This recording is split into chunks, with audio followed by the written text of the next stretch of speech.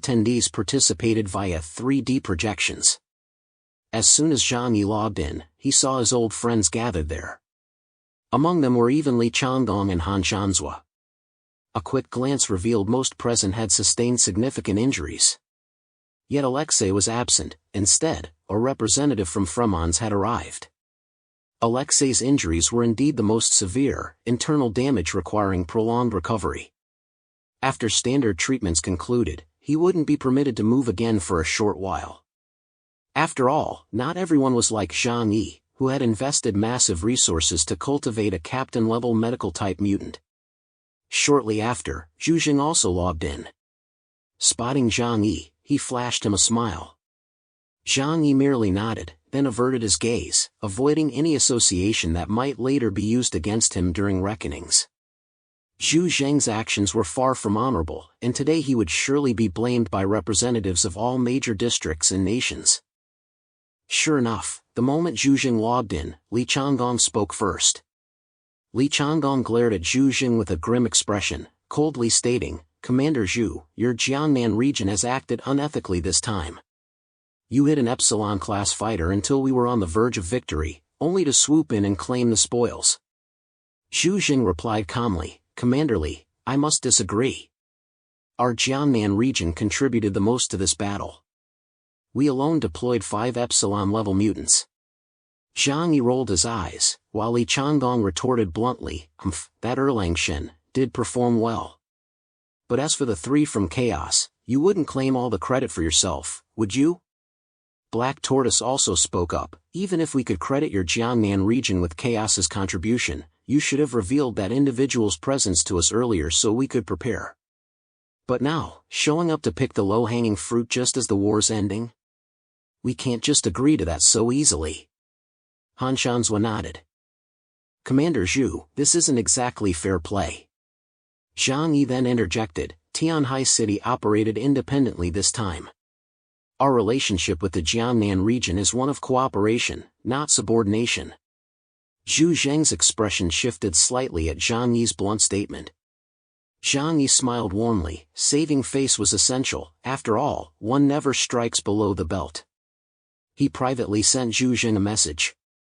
"If we calculate separately, we each gain double the resources. But if we're lumped together, the benefits will inevitably be split thinner. Wouldn't you agree?" Zhu Jing could only chuckle in response. "You really do think ahead." Yet he couldn't shake the feeling that this was Zhang Yi's intention to draw a line between Tianhai City and the Jiangnan region. After all, Zhang Yi had now grown strong enough. His extraordinary mutants were formidable, and his resources abundant. Even controlling just Tianhai City alone would be sufficient to rival any regional power. Newton spoke coldly, "We have no interest in the internal resource division within your Huashu kingdom. But according to our prior agreement, we must take what rightfully belongs to us." Newton paused here, his gaze shifting toward Zhang Yi. "Especially the corpse and origin of that Black Bishop-level Wuluan clan mutant, we must have a share of that." Though Newton and his group hadn't joined the main battlefield, they had dispatched 2 black chariots and 1 white chariot, making them the most active contributors within the Allied forces. This entitled them to such a demand. After all, throughout the entire war, that was the most valuable resource. It was a Black Bishop-level mutant. And the remains of a Black Bishop from the Wuluan clan, no less. Its origin and intrinsic research value were immense. Bringing back the corpse might even unlock the secrets of biological evolution. Shan Daowen also turned to Zhang Yi. "Chaos, the corpse and primordial origin of the Wuluan clan's Black Bishop, you must indeed hand them over for distribution among us all." Zhang Yi showed little interest in other resources. After all, his team had reaped the greatest rewards from this battle. Liang Yu and Flower had each obtained a highly valuable primordial origin. As for him, naturally he deserved the lion's share of the Black Bishop's relics. Leaning back on the armchair, he stated calmly, "I earned the primary credit for eliminating the Black Bishop of the Wuluan clan. Any objections?" The others exchanged glances. They understood the formidable strength of a Black Bishop-level entity. Those who hadn't participated dared not speak up. Among those who had fought, even the most stubbornly Changong couldn't bring himself to deny it. Although Hotu had contributed significantly, completing the Black Bishop's execution, without Zhang Yi taking the brunt of the defense up front and ultimately using Void World Departure, alongside the Reaper of Love to deal the Black Bishop a crippling blow, their very survival would have been in question. Thus, no one raised objections. Zhang Yi spoke again, that we ultimately won this battle and preserved our territory. Could it be because the relics I brought forth prompted the powerful beings beneath the Qinling Mountains to intervene? Silence fell once more, for this too was an undeniable truth. Zhang Yi's lips curved upward. In that case, then, the Black Bishop's remains in origin. I take half. That's not unreasonable, is it? Although no one could dispute the 2 points Zhang Yi raised, when he demanded exclusive ownership of half the Black Bishop's corpse, everyone immediately objected, arguing from various angles that such a distribution was unreasonable. While Zhang Yi's contributions were immense, other regions and nations had also suffered significant casualties. Take the Sea Wolves Commando from Colombia, for instance. They suffered heavy casualties during this operation. Without fair compensation, they would absolutely not let the matter rest. After a heated debate, Zhang Yi ultimately secured 40%. He was reasonably satisfied with this outcome. His initial demand for half was merely a highball figure. After all, with so many factions involved in the campaign, securing a third of the spoils already represented a significant concession in his favor. The remaining 60% would be divided among the 5 major regions and the National Protectorate Army, with Colombia and Fremons, the most significant contributors, also receiving their share. In reality, each major region would receive less than 10%. The portion reaching individuals was even more meager. Zhang Yi negotiated multiple rounds with them to reach this outcome, which he found reasonably satisfactory and thus made no further demands. After all, this war had erupted on his territory. He also understood clearly that the Hades gatekeeper had targeted him from the start. The origin of the conflict was not unrelated to him, so he chose not to argue. The next major agenda item, however, fell squarely on Zhu Zheng's shoulders. This old fox had struck it rich this time. Not only had Blizzard City emerged unscathed, its forces intact and robust, but Zhu herself had achieved tremendous growth. All the major regions demanded compensation for their losses, and the sums were exceptionally large. Zhu Zheng remained unflappable, maintaining a calm demeanor while refusing to budge on resource demands. Joking aside, if one person truly had to compensate 5 major regions and the National Protectorate Army with such vast resources, Blizzard City's current capacity couldn't possibly sustain it. The ensuing debate among them had little to do with Zhang Yi. He summoned Yang Xinxin to continue attending the meeting on his behalf, as he simply couldn't be bothered to listen any longer. However, someone had to be physically present. At such critical junctures, if you weren't seated at the table, you risked becoming a name on the menu, suffering a major loss. After logging off, Zhang Yi prepared to arrange the reconstruction efforts for Tianhai City. Just then, Liang Yu approached him. She handed Zhang Yi a metal vial, a special container for containing the origin of mutants invented by Liu Karen. What is this? Zhang Yi asked curiously. Liang Yu replied solemnly, the origin of the Azure Dragon. Zhang Yi froze. How did the origin of the Azure Dragon end up in your possession? Liang Yu recounted the events to Zhang Yi. It turned out that, like the Sky Dragon King back then, the Azure Dragon had fallen into the hands of the Wuluan Empire and was immediately transformed into a biological weapon. He had participated in the campaign to attack Huashu Kingdom. Later, Liang Yuan Flower casually took its head. Though it still bore the Azure Dragon's form, it was no longer that same person at its core. It had become a pure killing machine. We ended its suffering, Liang Yu stated. However, I believe this origin should be returned to the East Sea region. After all, we are allies, and allies should not covet each other's interests at such a time. Currently, they only have Black Tortoise stationed in East Sea City, leaving their maritime defenses severely depleted. They desperately need this origin. Liang Yu's expression was serious. she had clearly given this matter deep consideration. Zhang Yi turned the metal canister in his hand. After a moment of thought, he said calmly, "All right. I'll return it."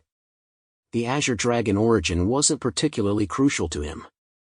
Of course, an Epsilon-level origin could offer some enhancement to his power. But given his current strength, such an increase wouldn't be significant. Moreover, he agreed with Liang Yu's reasoning. While he did enjoy a good bargain, he wouldn't betray his own people. The East Sea region was already suffering enough, returning this origin to them was the right thing to do. The thought of an Epsilon falling in battle filled Zhang Yi with profound sorrow. With Zongyue of the Xinjiang region, 2 Epsilon-level beings had now fallen on the human side. Regardless of Zongyue and Azure Dragon's specific power levels, they both represented the pinnacle of human civilization's current combat capabilities. The loss of either was a colossal blow to Huashu Kingdom. In this apocalyptic age, human lives were worth less than grass. What difference did even a mighty Epsilon make? Thinking about it the other way, if not for White Dragon intervening out of gratitude for the returned remains, his own fate wouldn't have been much better than Azure Dragon's. This shared sorrow over the loss of an ally led Zhang Yi to decide to return Azure Dragon's origin. He sent a message directly to Li Guangxiao, explaining the entire situation. Li Guangxiao, currently in a meeting, was actually in a very low mood. The Azure Dragon's death, the Black Tortoise's severe injury, and the near-total destruction of East Sea City, the Sea Dragon force suffered casualties measured in the tens of thousands. This battle brought them no good news whatsoever. Therefore, he had to secure greater authority during this meeting to rebuild East Sea City. What he hadn't anticipated was Zhang Yi proactively offering to return the Azure Dragon's origin. Truthfully, he hadn't harbored any expectations regarding this matter. After all, the Azure Dragon had appeared as an enemy's biological weapon. By conventional logic, even if slain, its origin should rightfully belong to its slayer. Li Guangxiao's heart surged with emotion as he repeatedly thanked Zhang Yi. "Chaos, thank you. The East Sea region will never forget this favor." "Very well, I'll send someone to Tianhai City immediately to retrieve it." "Oh, and since Tianhai City is now in ruins, would you like me to dispatch personnel to assist with its reconstruction?" Zhang Yi considered this. East Sea City wasn't in much better shape either. Smiling, he replied, "No need. Keep your people for rebuilding East Sea City. Tianhai City is sparsely populated, and there's little worth constructing there." Li Guangxiao expressed his deepest gratitude and immediately dispatched personnel to Tianhai City. Zhang Yi ended the communication, gazing at the interface with profound emotion. After this battle, Huashu Kingdom had suffered a devastating blow. Even the once mighty commander of the Grand Region now seemed somewhat despondent. But looking at it another way, this was also a kind of baptism. Nearly all the elite forces of the Wuluan Empire had been wiped out in this campaign, including a Black Bishop-level mutant. Moreover, the majority of their origin had fallen into Huashu Kingdom's hands. Before long, the caliber of Huashu Kingdom's top-tier mutants would see a tremendous leap forward. Thus, the losses incurred from the destruction of infrastructure and the deaths of countless ordinary soldiers could be compensated for. Indeed, it would grant Huashu Kingdom even greater power. Zhang Yi stepped out of the shelter to inspect the reconstruction efforts in Tianhai City. First was the population. After the Great War ended, the leadership of the 2 remaining major bases immediately led the surviving populace back to Tianhai City. Of the original 80,000 inhabitants, over 40,000 had been lost in the conflict, leaving only a little over 30,000 remaining. As for the people from the Chaoyu base, Zhang Yi had infiltrated the deep sea to investigate and found they had all perished. After all, a single casual blow from the Black Bishop was enough to kill them with the sheer force of the recoil alone. Zhang Yi did not disturb them. Instead, he treated the Chaoyu base as a vast tomb, letting them rest eternally beneath the ocean. Lu Dehai and Gao Tianwu watched the scene with deep emotion. As members of the Volt Shadow Troop, they were technically still the administrators of the Chaoyu base. Now that the base was gone, the territory they had spent so long building was lost too. They were essentially left with nothing, a feeling that was deeply disheartening. Zhang Yi, however, gathered them all together. The 29 founding members of the Volt Shadow Troop, along with the mutants from the former Tengu Squad, were now officially under Zhang Yi's command. Though Zhang Yi hadn't formally gone through Blizzard City's channels, Zhu Jing dared not utter a single word of refusal regarding the personnel Zhang requested. Zhu Jing wasn't foolish. He wasn't about to become arrogant and confront Zhang Yi openly just because he had Zhu Yu on his side. Zhang Yi addressed them, since the formation of the Volt Shadow Troop, your first mission is to rebuild Tianhai City. From today onward, the 3 major bases cease to exist. Those outdated underground facilities can no longer withstand warfare of increasingly higher levels. Therefore, I've decided to build a new Tianhai City centered around the Tianhai Fortress. The members of the Volt Shadow Troop exchanged glances, a new flame igniting within each of them. Though everything from the past had been destroyed, their foundation remained intact. Zhang Yi was still here, and the vast resources within his alternate dimension still existed. Rebuilding Tianhai City was no insurmountable task. Moreover, rebuilding meant greater scope for action. The fighting spirit surged within each of them. Zhang Yi held up a finger. Your first task is to absorb the surrounding population. Tianhai City needs 100,000 people. Remember, I only require skilled workers. Those unable to contribute labor are not needed. However, for highly skilled professionals, we may allow them to bring their families here. Zhang Yi spread his arms wide. You must make them understand, Tianhai City is now under the command of me, Chaos. The chaos that even the civilizations of the underworld cannot defeat. Though somewhat exaggerated, such bold proclamations were essential for attracting followers. Yes, Supreme Lord Chaos. The crowd shouted excitedly in unison. Once we've gathered sufficient population, you will each be assigned new duties. That settles it. Now, gather ample supplies and proceed to your respective tasks. Zhang Yi glanced to his side. Bai Li Changqing, a towering figure as sturdy as a black iron pillar, stood with hands clasped behind his back. Upon receiving Zhang Yi's nod, he immediately acknowledged the command. Those needing supplies, come to me. The remaining tasks were entrusted to Zhu Jing, Wu Di, Ma Wenjing, and the others. Lu Karen also stayed by Zhang Yi's side. As the chief engineer and a top-tier engineering expert, her abilities and design skills were indispensable for rebuilding Tianhai City. Observing the moving members of the Volt Shadow Unit, Lu Karen asked Zhang Yi curiously, "Brother, isn't recruiting residents as laborers too slow?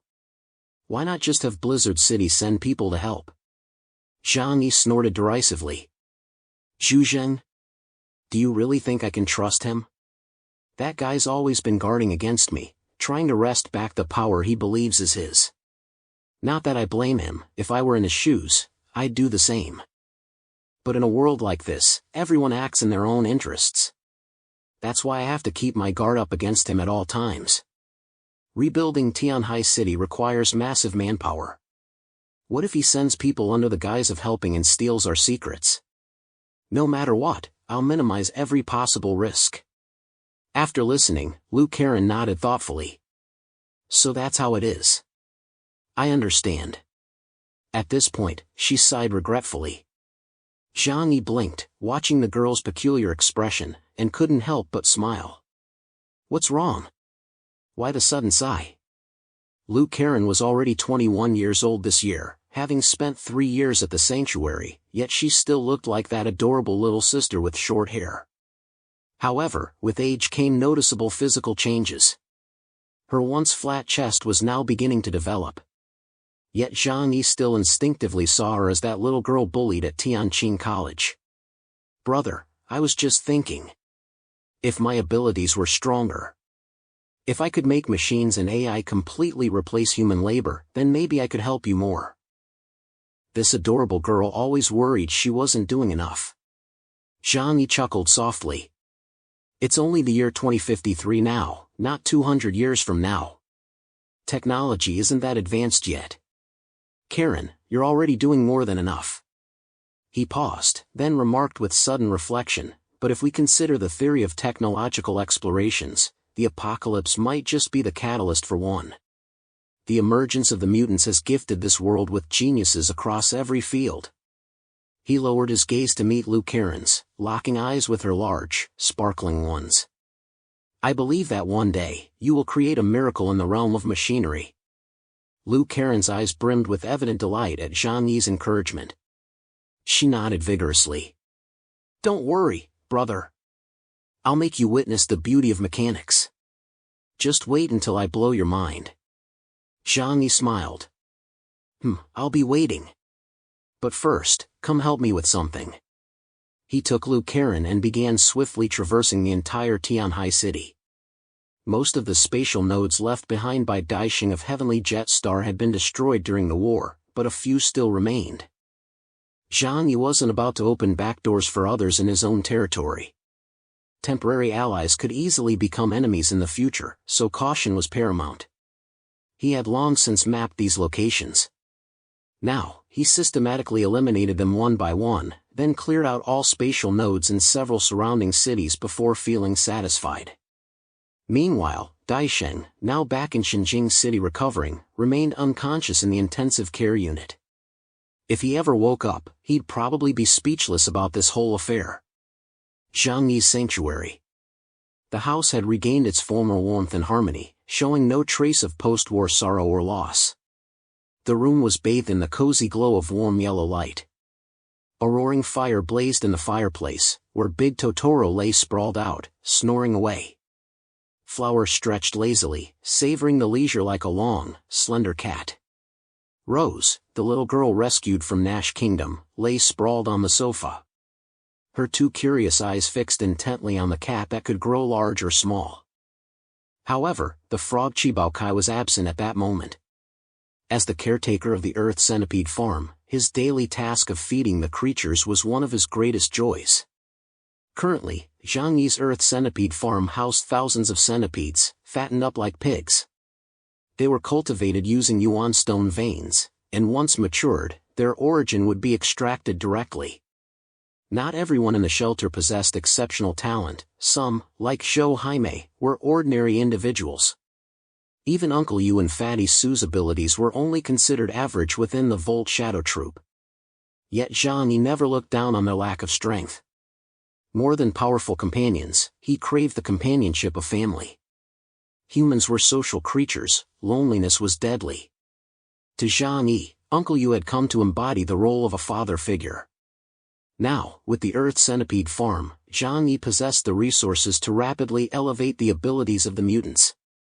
He had forcibly raised every single mutant in the entire shelter to the level of a captain. A week had passed since the battle against the Wuluan Empire. Tianhai City's population continued to grow as the Volt Shadow Troop brought in many people from surrounding cities. All individuals entering Tianhai City underwent rigorous screening. Zhang Yi had obtained the population data for the entire Jiangnan region through Blizzard City, enabling him to meticulously vet each person to prevent dangerous elements from infiltrating. Moreover, every individual appointed to a key position had to undergo personal inspection by Yang Xinxin. This was to prevent any further infiltrators from appearing in Tianhai City. Meanwhile, Zhang Yi recuperated while absorbing all the primordial energy gained from the battle. This time, he didn't just consider himself, he shared a portion of the primordial energy with the sword in the tree. Additionally, he began focusing on cultivating the Volt Shadow Troop. His meticulously crafted Earth Centipede Farm finally proved invaluable at this moment. With this origin power, Volt Shadow members could rapidly accelerate their growth. The world's crisis remained unresolved. Threats like the Wuluan Empire could erupt at any moment. Zhang Yi had to remain perpetually vigilant, ceaselessly enhancing both his own strength and Tianhai City's overall power to ensure his survival and that of his companions in this apocalyptic age. On this particular day, Lou Karen was diligently working in the underground workshop of the shelter. Before her, on the workbench, lay a dark silver bracelet, Zhang Yi's sword in the tree. Beside it, the massive thunderstrike and two pistols, the White Eagles, rested quietly. The sword in the tree now possessed a semi-mechanical structure. Beyond its core blade, it incorporated nanobots forged from e-metal. The sword and the tree's infinite regenerative capacity granted it exceptional malleability. This allowed seamless integration with mechanical components without material rejection. After evolving to Epsilon level, its attributes saw a massive enhancement across the board. Even its fundamental properties now surpassed the e-metal developed by Liu Karen. Thus, Zhang Yi handed it over to Liu Karen, instructing her to devise a complete upgrade for the weapon system. Liu Karen crossed her arms, propped her chin with one hand, and furrowed her brow. She pondered how to execute a substantial upgrade for these weapons. The sword in the tree was manageable, but the Thunderstrike and White Eagle had already begun to struggle to keep pace with Zhang Yi's current power, becoming rather useless. A solution was needed to make them capable of harnessing his present strength while also enhancing his combat capabilities. This proved extremely difficult, however. Even a genius like Liu Karen had pondered it for days, her mind filled with only rough ideas, yet she hadn't formally begun the modifications. Ding dong! At that moment, the doorbell chimed. Liu Karen's train of thought snapped. She looked up to see Uncle Yu's face appear on the large screen before her. "Miss Liu, are you there?" "Uncle Yu, I'm here." Liu Karen immediately opened the door, and Uncle Yu stepped inside. The Uncle Yu of today bore little resemblance to the man from 3 years prior. Thanks to his abilities and years of relentless training, he now stood nearly 2 meters tall. His imposing, muscular frame strained against his clothes. Though around 50, he radiated vitality, showing none of the weariness typical of middle age. Yet, a trace of worry clouded his expression. "Uncle Yu, what's the matter? Do you need to restock your ammunition?" Liu Karen asked with a smile. Uncle Yu shook his head. "It's not about that." Liu Karen helped Uncle Yu sit down in a chair and poured him a glass of water. "Uncle Yu, if there's anything I can do to help, just let me know," Liu Karen said, looking at Uncle Yu. Uncle Yu slowly lifted his head. His eyes held a complex mix of emotions. After a long moment of contemplation, he finally spoke. "Miss Liu, I feel like I'm too weak now. I've been holding everyone back." Liu Karen hastily waved her hands. No, Uncle Yu, why would you say such things?" Uncle Yu raised his hand to stop Liu Karen's consolation. "No need to comfort me. I'm not a child needing soothing at my age. I know full well my abilities fall short." Liu Karen was momentarily at a loss for words. To be honest, the gap in talent within their team was indeed enormous. Compared to Zhang Yi, they were all ordinary people, even downright weak. Yet among them, Uncle Yu and Fatty Su's talents were the most useless. Liu Karen, Yang Xinxin, Zhou Keir, and Yang Xia couldn't directly participate in combat, but their support abilities always offered room to contribute. Ironically, Uncle Yu and Fatty Su both possessed combat-oriented abilities, yet they couldn't assist Zhang Yi during battles. This was deeply awkward. Brother Zhang Yi won't mind these things. After all, we're family now, aren't we? Liu Karen continued to offer comfort. Uncle Yu smiled wryly. Yes, Zhang Yi is a good man. He's never looked down on us. But how can I possibly accept his support with a clear conscience? His gaze fixed intensely on Liu Karen, his eyes burning with the fire of unwillingness. I'm already 49. I've never amounted to much in my life. The most glorious time I've ever had was this period following Zhang Yi. But I don't feel old yet. I even feel young, still capable of shining and making a difference. He clenched his fists so tightly they made a sharp, high-pitched cracking sound. I'd rather spend my limited time doing something meaningful than drift through life aimlessly, only to die in a hospital bed. So, Miss Liu, I'm asking you to help me. After hearing this, Liu Karen was also moved by the intensity in Uncle Yu's words. She took a deep breath. All right, I understand. I'll upgrade your battle armor, and I'll also custom design weapons specifically for you. No, that alone won't be enough. Uncle Yu raised his hands, examining his rough, powerful arms and palms. Mechas are too restrictive. Exoskeleton armor only boosts combat power, it can't deliver a qualitative breakthrough.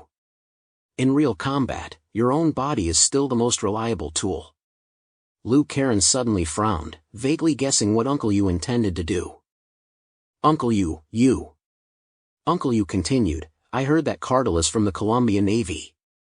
He gained his immense strength by modifying his own body, right? He looked at Lu Karen, his gaze unwaveringly firm. Miss Lu, you're a mechanical genius. You can achieve this too, can't you?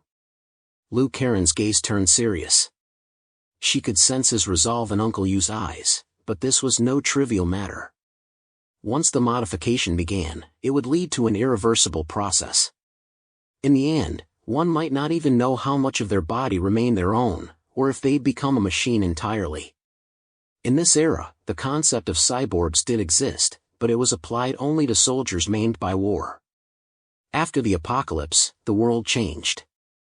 People would stop at nothing to gain power. Modifying ordinary people, using drugs, machinery, all manner of terrifying supernatural, it all existed.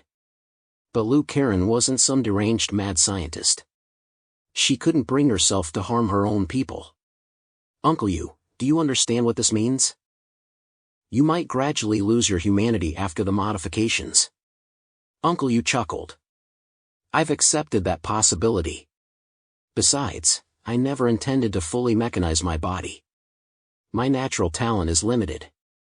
Even with Zhang Yi's vast resources, I can't become a top-tier powerhouse. But I believe in the power of technology.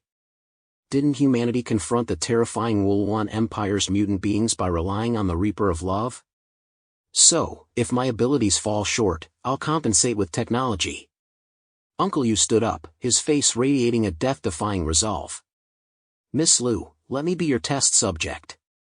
Treat me as a weapon template, unleash your destructive genius. Modify me however powerful you desire. Lu Karen hesitated. But would Brother and Auntie Zhou agree? Uncle Yu flashed a bright smile, revealing a mouthful of pearly whites, and gave himself a thumbs up. I still have the right to decide how my own body is used. A flicker of worry crossed Lu Karen's eyes, yet her heart raced with an indescribable thrill. She was a genius in mechanical engineering, and biomechanical science was a field she'd always yearned to explore. The development of the sword in the tree fell squarely within this domain. But who could resist the chance to use a real human as a test subject, to forge a super bioweapon? She slowly raised her head, studying Uncle Yu's bear-like, robust frame. In her eyes, Uncle Yu was no longer merely a human body. He was a colossal biological test subject. She was already envisioning how to infuse his form with her own twisted, war-obsessed aesthetic. If you desire greater power, you must be prepared to cease being human. I will reshape your skeleton with the toughest e-metal, inject nanobots into your bloodstream, pierce your body with countless openings, and even repurpose your veins as conduits for firing bullets and energy cannons. Theoretically, even your heart could be replaced with an artificial blood pump, your skin could be made of different materials. Your brain could be swapped for a supercomputer. But it will be excruciatingly painful. And once the experiment begins, I cannot reverse it. Even so, Uncle Yu, do you still choose to undergo the transformation? Uncle Yu's gaze was unwavering as he slowly nodded. Some people are already dead, they're just buried a little later. He refused to live a meaningless life. He refused to let his existence slip away like a Sunday afternoon. He couldn't bear to spend his remaining years silently watching from the sidelines while Zhang Yi and the others fought. That would be an endless torment for him. I'm counting on you. Miss Lu,